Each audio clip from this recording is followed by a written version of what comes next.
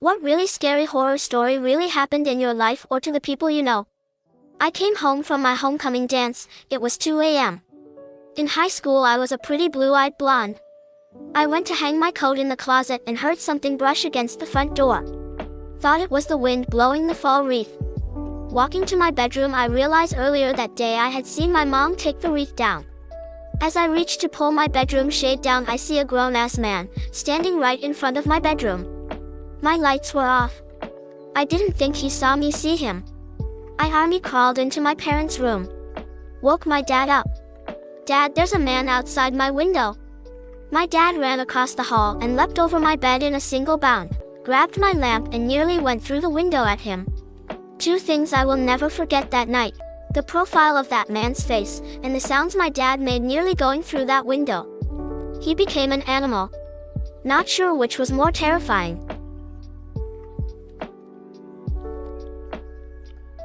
When my dad was younger, in the late 70s/early 80s, him and his friends were riding out late one night.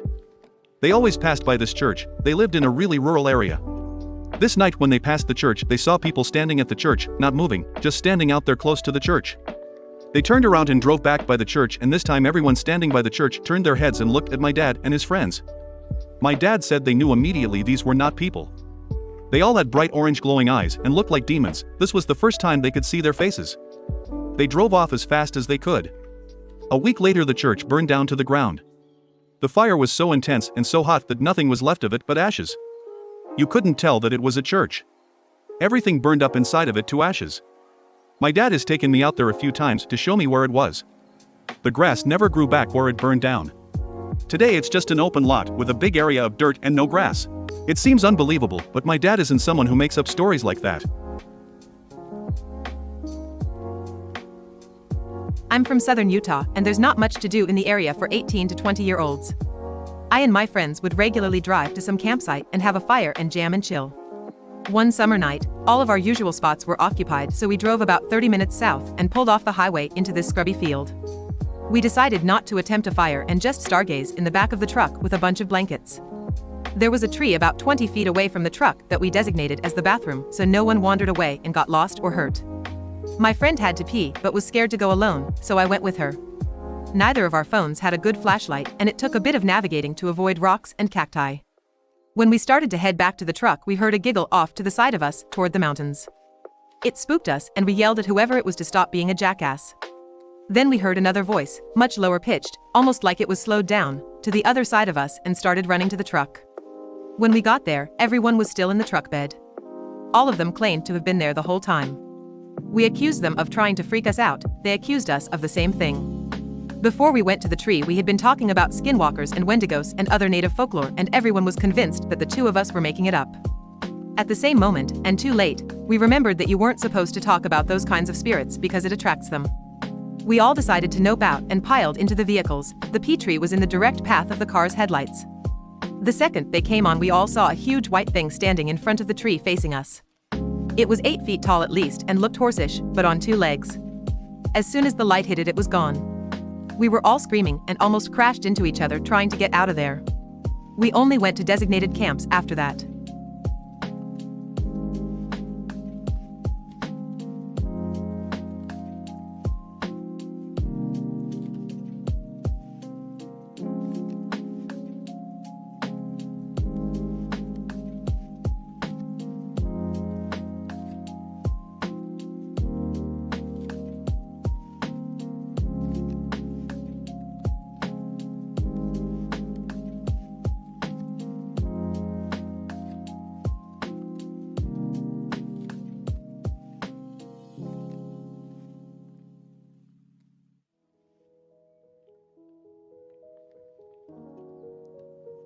When my dad was in his 20s, he would have to travel long hours for certain jobs.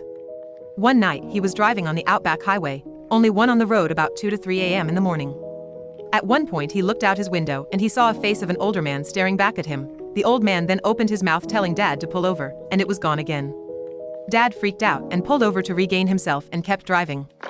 Further down the road, he came to a T-junction. On the junction was a hotel, so he pulled over to stay for night.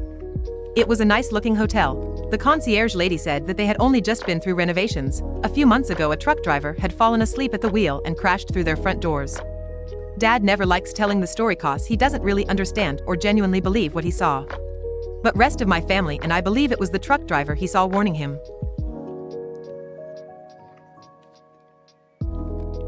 PFFF. Well, this is gonna be a long one, but it gives me the chills every time I tell the tale. It happened to me, so here it goes. I will tell the story with details that in the beginning seems to had nothing to do with it, but in the end, you'll get the full picture. In our house we had tons of stuff and I hated it. So at some point I started throwing everything I could away. I did it to a point where we almost had a normal house and got to the living room where I threw some horrible furniture. But the very next day my mom got some horrible sofa that used to be from her dad. I hated it. It was old, horrible, had nothing to do with the rest of the living room, etc. And I set my mind to get rid of it. Someday, I go to my house with my girlfriend from that time. The house was alone and every light was off. I get in with her and she was very scared. She was that kind of girl who says she can feel stuff, it runs in the family, blah blah. Never took her serious, so I got in to teach her a lesson, turn only one light on in the living room, sat her on the sofa and went to look for the thing we went to my place to get with every single light off in the rest of the house. When I get back to her, she's frozen, crying and very afraid, but she says nothing. I pay no mind to it, take her and leave the place, but in the next few days something started happening to me. I started to fall asleep or even black out in the middle of doing stuff, and every time I woke up in the sofa I hated. In the beginning I remember it happened when I was about to go to bed, but then it happened even when I was talking to somebody. They told me that I just stop talking, walk to the sofa and go to sleep. At first I almost didn't notice it, until I started having weird dreams. At first I had sleeping paralysis, which was completely new for me and scary AF. But then I started seeing in the middle of my paralysis this woman. Every time I slept in the couch was in the same direction, exact same position. I could see the stairs, and she was a pale woman, with black hair, a white dress, not a fancy one, but more like the kind girls use to sleep. She didn't look scary or like the girl in the ring. But I never got to see her face. The first time I saw her, I remember being not scared at first, but as she came down, I realized she wasn't my sister, then realized I couldn't move and lost my shit until I woke up. And it happened one time. Then a second. Then a third. And every time she came a little bit closer. But the fourth time was the worst scare. I don't remember why. I didn't realize she wasn't my sister until she was already touching me, and then I remembered that she was the girl from the previous times. She started touching me and giving me some sort of massage. It was good, until I started getting scared and told her, "Hey Natalie, Nat is my sister. Why don't you come closer for me to see your face?" Then she did this noise as if she was annoyed like ugh, and scratched my back from the point where I felt her hand. It was hard. I remember screaming from the pain and then waking up at 3 a.m., alone in the living room, in the couch, bleeding.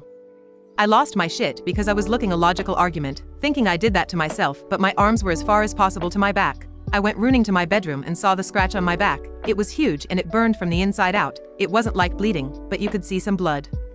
I keep dreaming of her, but she never got that close again. I don't remember the details of the next dreams, but I do remember I saw her a total of 7 times.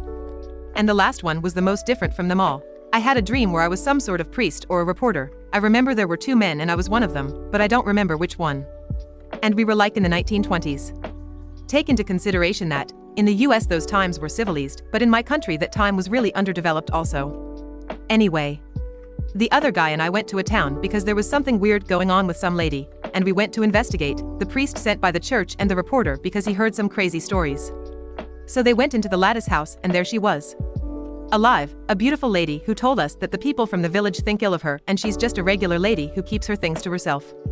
We talked the whole afternoon and she seemed fine, nothing weird, no spirits. She was just the town outcast. It was late and I remember considering leaving, but she says she needs to take a shower, and while we wait I remember taking a look to her library and seeing an odd-looking book. As soon as she sees me looking at it, she asked us to do whatever we wanted except to look at the book. She leaves. And then I, of course, took the book. It was her journal and we started reading.